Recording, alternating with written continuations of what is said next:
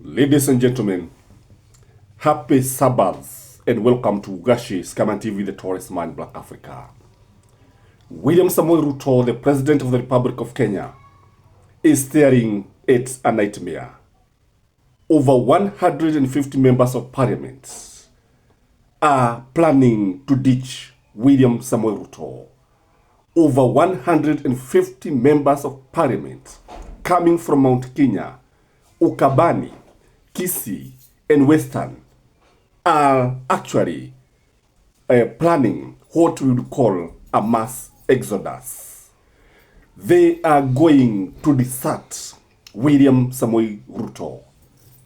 And this, politically speaking, is what we call a political earthquake. Shockwaves are likely to be felt far and wide. William Samoei Ruto will be badly exposed. The president will be left on the cold. Having over 150 members of parliament ditching the president is likely to send shockwaves around the country. William Samoei Ruto's house is coming down, crumbling like a house of cards. And this is a political stampede. Ladies and gentlemen, there is tears in the house of the hill. There is crying, there is wailing, there is yelling, and this is very, very interesting. Now, the question that we need to ask ourselves, why would 100 members of parliament, over 100 members of parliament, decide to abandon, decide to betray William Samoei Ruto? Because what we have is not if, but when. What they are doing, they are just buying time. This information is even collaborated by the one of the dailies today.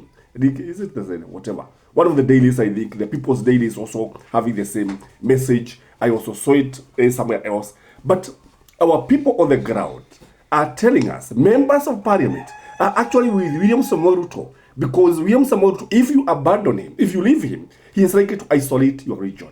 If you leave him, he is likely to deny you funds. If you leave him, he is likely to take you to court with trumped up charges, especially on national development constituency fund. So, ladies and gentlemen, this team is huge. This is heartbreak, if you ask me. It's a political heartbreak in government. So, why would they leave? That is a question I want us to address. Number one is the reality on the ground. Mwenye macho habiwi tazama. When you look at the ground, you agree with me that these people cannot even go to their constituencies. It is said that these people only appear in televisions actually when they want to interact with the people. Some of them actually, what they do, they hire people to write when you have a live broadcast, when you have a live station where they are coming on TV, that is when they bribe 1-2 people there so that they can comment, because majority of them have relocated to Nairobi. Majority of them have moved out of their constituencies. Majority of them cannot actually step at their home. Others are said to have relocated their families outside the country. That is the reality on the ground. The ground is extremely hostile. Number two, in my view, is because of the unpopularity of the president. President William Samoei Ruto and his government are so unpopular that even mentioning the name of the president, even associating with yourself with the president, even supporting government project is seen like you are offending the people. William Samoei Ruto is very, very unpopular on the ground. William Samoei Ruto cannot win a second term. That is the reality on the ground. That is the unpopularity of the president. If the elections were to be held today, I have seen people even actually putting William Samoei Ruto there, a grasshopper, a mosquito, and none other than Cyprian Nyakudi, who did that election. And people voted in their thousands and thousands, where William Samoei Ruto was paired with a mosquito, and surprisingly a mosquito won. That is the situation on the ground. When you see a mosquito winning an election, and we have somebody in State House, then it tells you that these people must leave the government.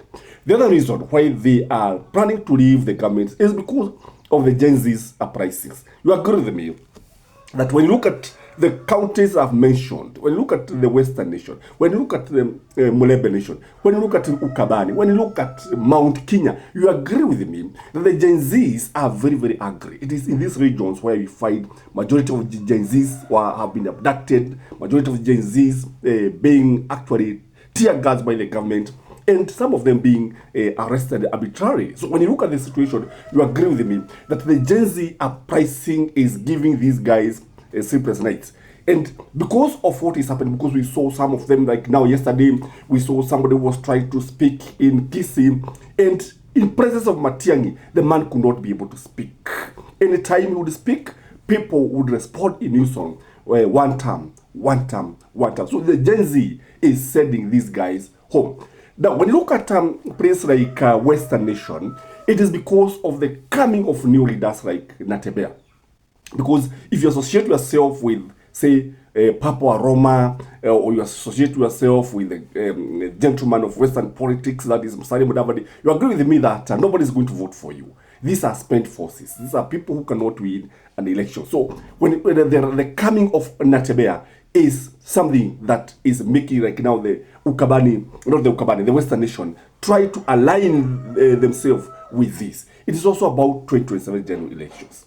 It is known that about 75% of members of parliament are not elected back to parliament. And if history is a good teacher, then even this time it is going to predict what is going to happen. Because in history we say, the past will always explain the present and tell us about the future and even predict the future. So when you look at the 2027 general elections, if this is anything to go by, then they can only change their parties. Then there is fear. The fear is what is happening, and they are panicking. But the big question that we need to ask ourselves, where are they going to? Where are they going to? Because if anything to go by is what we are, if what we are listening from the ground is anything to go by, that is what I want to say. People are actually planning to join Fred Matiang'i. Fred Okengo Matiang'i is likely to be the greatest beneficiary. Because you see, Fred Okengo Matiang'i, and I want to ask you one simple question. Why is it that when you look at William Samoei Ruto and ODM and UDA, these guys have never attacked Fred Okengo Matiang'i? Why is it? Why is it that they have never accused Fred Okengo Matiang'i? Why is it that they are very comfortable with Fred Okengo Matiang'i? It is because Matiang'i is the greatest beneficiary. And all the stars are aligned to this man. The second person who will be the greatest beneficiary, because I'm asking, where are they going to? They are going to Matiang'i. Others, especially from Ukabani, are already talking to the leadership of Wiper. They want to join. They want to be in good books of Stephen Kalonzo Musyoka. And for sure they are doing it. And Wiper is opening doors for them. There are others who are actually planning to join Rigathi Gachagua. But Gachagua has been very, very keen that if you have been sleeping with the government, if you have been with the government, don't come to us when it is too late. You have betrayed us. So they are fearing joining Gachagua because Gachagua has already drawn the red line. There is also some who are actually, majority also are planning to join small parties. Those small parties because here and there, kama kile cha Kuria, kama sijui nini, kile cha Kabogo, that's what they are doing. So in the final analysis, William Samoei Ruto will be an isolated president. Going to the 2027 general elections, I think William Samoei Ruto is likely to be leading a shell. However, I'm going to give another video where William Samoei Ruto and Raila Amolo Odinga are planning to form a coalition to save the faces of some of these guys also who are in ODM and UDA, who feel that they will not leave William Samoei Ruto or Raila Amolo Odinga. That is my take, ladies and gentlemen, from where I am.